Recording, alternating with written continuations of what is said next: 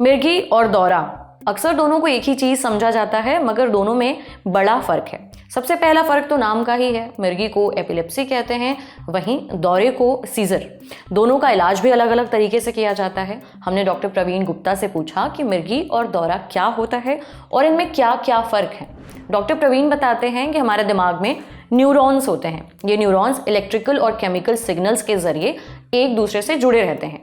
इन्हीं सिग्नल्स के जरिए कोई मैसेज दिमाग के एक हिस्से से दूसरे हिस्से तक पहुंचता है।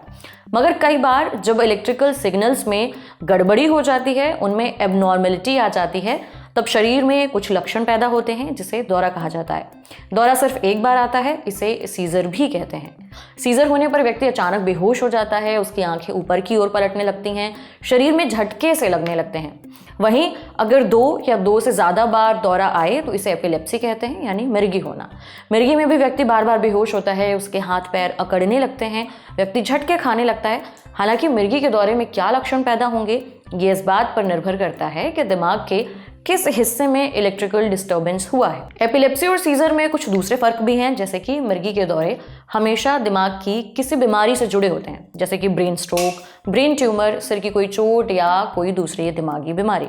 जेनेटिक कारणों की वजह से भी मिर्गी के दौरे पड़ सकते हैं। वहीं सीजर दिमाग की किसी समस्या या दूसरी वजहों से भी पड़ सकता है, जैसे कोई चोट, बुखार, infection, choking, high BP, kidney या लिवर फेलियर। कई बार जब लोग बहुत नशा करते हैं या नशा करना अचानक से छोड़ देते हैं तो भी उन्हें दौरा पड़ सकता है। सीजर यानी दौरा सिर्फ एक बार पड़ता है, बार बार नहीं। इसके अलावा मिर्गी का इलाज लंबा चलता है।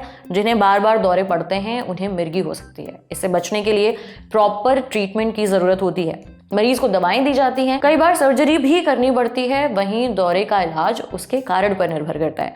जैसे अगर किसी को बुखार की वजह से दौरा पड़ा है तो उसका बुखार ठीक करने के लिए इलाज किया जाएगा, फिर बुखार ठीक होते ही दौरा पड़ना बंद हो जाएगा। देखिए, हर दौरा सीजर है, लेकिन हर सीजर एपिलेप्सी नहीं है, मगर इलाज दोनों का ही जरूरी है।